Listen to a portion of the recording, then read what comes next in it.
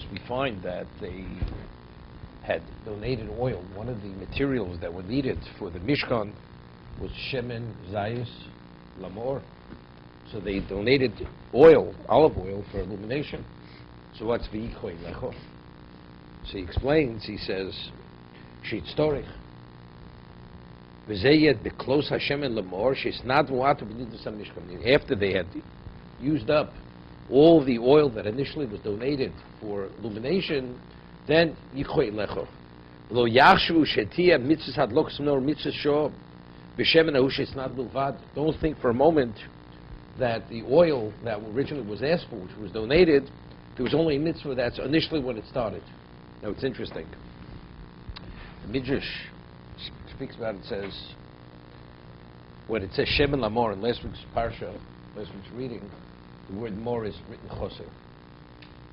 It's written Mem Aleph Reish. The Vav is deleted. Why? Because where did the menorah stand in the Mishkan? There was a curtain that separated between the Holy and the Holy of Holies. Now, what was in the Kodesh Kadoshim? The Aron. Where was the Shekhinah, the Divine Presence, in the Holy of Holies? So, if the menorah itself represents the illumination, which is the elucidation of the Torah, which is Torah Shebaal Peh, the oral law, so where does the menorah belong? It should belong alongside the Aron, not on the other side of the curtain. But yet the Torah makes it a point, as we see later, it says, Michutz la parochas. You put that menorah on the other side of the curtain, not alongside the Aron. Why? So the Medrash says, L'orchem eini tzorich. God says, don't think I need your light. I don't need your light. Therefore, that you shouldn't even consider it for a moment, you keep it on the other side, not where the Shechinah is. But it's Shem and Lamor. L'orchem eini tzorich. I don't. So that's the reason why Mor is written Vav, deleted, to indicate God doesn't need our light. That's why it's written Choser Vav. The Vav is deleted. Wait. So therefore, what is if it's not for illumination? So you think maybe in terms of the building of the Mishkan, that was the initial. Initially, you needed the Shem and Lamor. So if I'm asking for Shem and Lamor, right? So if that's the case, maybe once you use it up, there's no mitzvah hadlokah. Maybe you just have a menorah. There should be a menorah, but not that the menorah is being kindled. No, Shem and Zayzoch, Shem and Lamor. So therefore, he has to tell us, no, when you use up the oil that was given initially for illumination, it's a continuous mitzvah.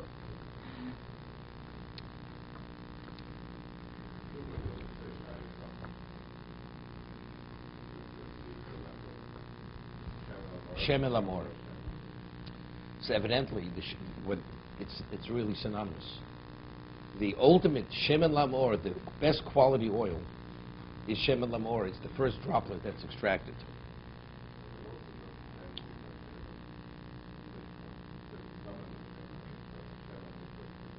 No, so that includes that. Because it's the Shem and, you take a look at Rashi over there says. Okay?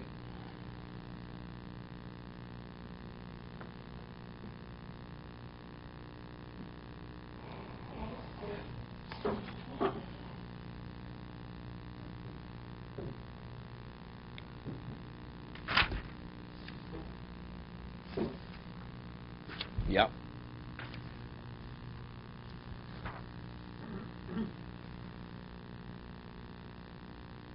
We're still in the middle of Rashi. Kosis.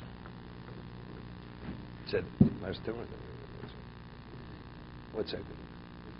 No, over here. In the word kosis. Now, kosis. What's the numerical value of kosis? Chav Tov is 420. Yud Tov is 410. Okay, so he says, Remis Tov Yud Tov Chav Shonim Vayinog Hadlok Seminara. The first and second Beis Hamikdash, one stood 420 years, one stood 410 years.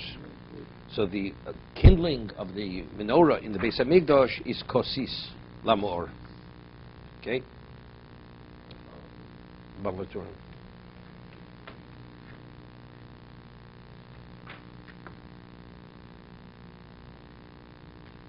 Okay? Ba'ol Mo'i. Now, where do you kindle it? Where do you have this Ner Tomid? Ba'ol Mo'i michutz laporoches. Right? It's outside the curtain.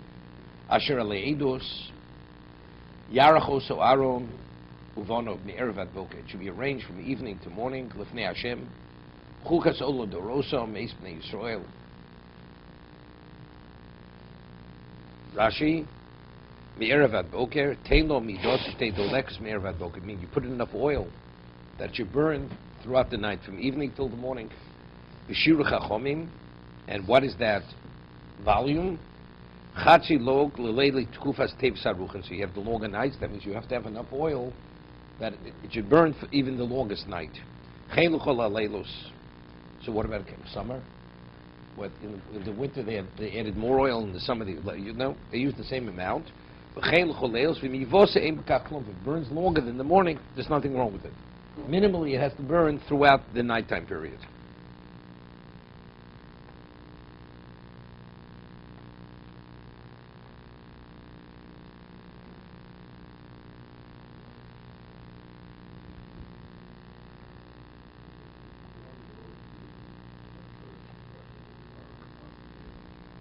Okay.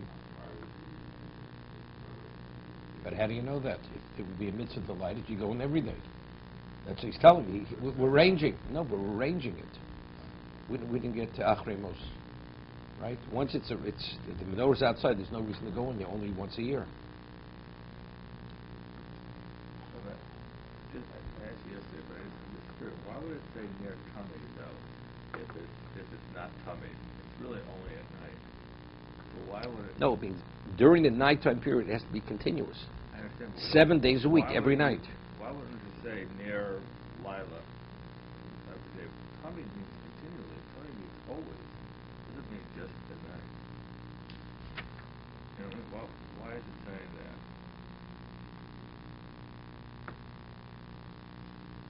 Okay, when you speak the language of the Torah, you have to read the Rashi, the previous Rashi. Tomid, kolayla korek tomid. Every night, night in and night out, every night. He says, fine, by Ola's tomid. The Ola's brought tomid. What does it mean? Every day he brought the Ola. Tomid, continuous. Minchas chavitim. There was certain mincha that was brought every day by the Kohen Gadol. Half in the morning, half in the evening. It says tomid. Each context means something else. Lechem upon him, it means, over there means the table always had lechem upon it, or the showbread was always on the table. Right. Even when, okay? What does it mean? Tomid, mishabbos l'shabbos. Every Shabbos they would take off the old showbread, put new showbread.